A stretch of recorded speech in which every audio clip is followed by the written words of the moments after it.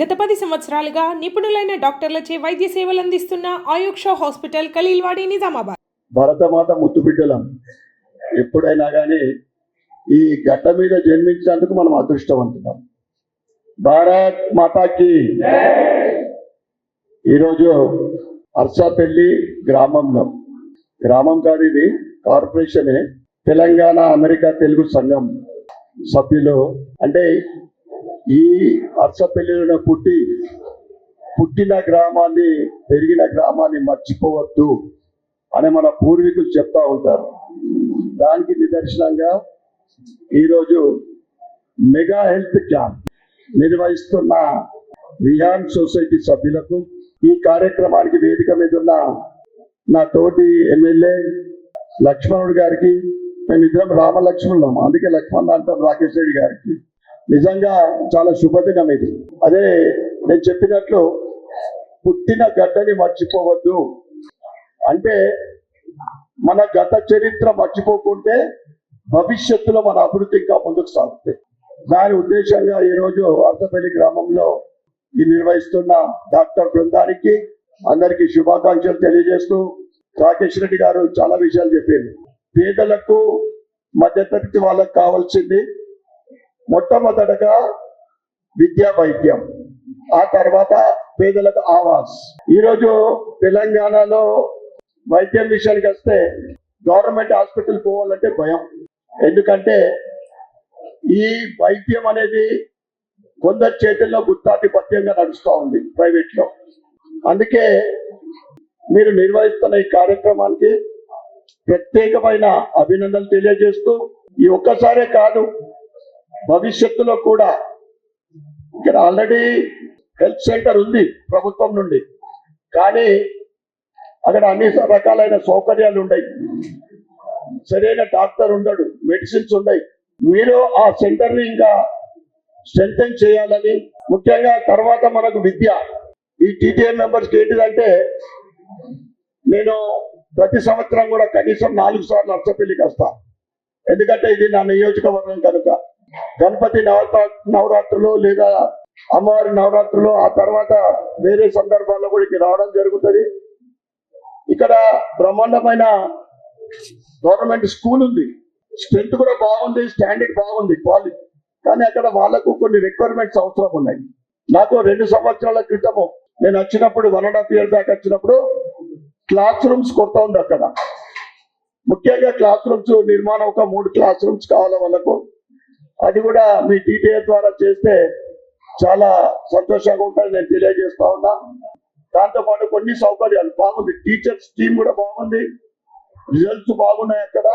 అంటే ప్రభుత్వ పాఠశాలలు కానీ ప్రభుత్వ హాస్పిటల్ అన్ని కూడా బాగలేవని కాదు.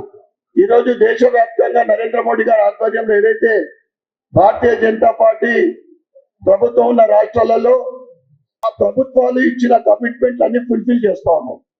కానీ ఇక్కడ ఒక రకంగా చెప్పాలంటే 10 సంవత్సరాల దుష్ట పరిపాలన, ఈ 2 సంవత్సరాలు అంతకు మించి చేస్తా ఉన్నారు.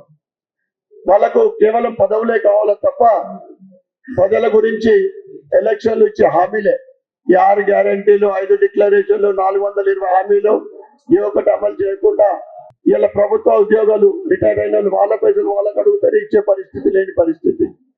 ఇక విద్యలో రియంబర్స్మెంట్ లేదు, ఆరోగ్యశ్రీ పేమెంట్స్ రావడం లేదు. ఈ రకంగా ఈ ప్రభుత్వం పరిస్థితి. గవర్నమెంట్ హాస్పిటల్లో మార్పు వస్తుంది. నిజామాబాద్ గవర్నమెంట్ హాస్పిటల్ ముందటి మాదిరి కాదు. ఎట్లుందంటే ముందు హాస్పిటల్లో ఏదన్నా వెళ్ళి జాయిన్ కావాలంటే అస్తమారాదు అనేది లేదు. ఇప్పుడు సూపరింటెండెంట్ గారు బాగున్నారు, వాళ్ళకు కావాల్సిన సౌకర్యాలు ఏదైతే నేను ఎమ్మెల్యే అయిన తర్వాత అక్కడ శానిటేషన్ విషయంలో, కన్స్ట్రక్షన్ రిపేరింగ్స్, తర్వాత టెక్నికల్ గా కావాల్సిన మెషినరీస్, తర్వాత డాక్టర్ల కొరత, ఈ 3 లెటర్లు నేను ప్రభుత్వానికి 2-3 సార్లు నేను ఇవ్వడం జరిగింది. అసెంబ్లీలో కూడా మాట్లాడినా. దానికి కొన్ని నెలల క్రితం 2.8 crores శాంక్షన్ అయింది. అక్కడ ఎంఆర్ఐ మిషన్ కూడా రావడం జరుగుతూ ఉంది. స్కానర్ పర్చేజ్ చేసి 3 కోట్ల 4 పైన ఉంటుంది. ఇది కార్డియోకు సంబంధించింది. అది ఉపయోగంలో లేకుండా అట్లనే ఉంది. ఎందుకంటే కార్డియాలజిస్ట్ లేడు అక్కడ. అది కూడా మేము డిమాండ్ చేస్తూ ఉన్నాం.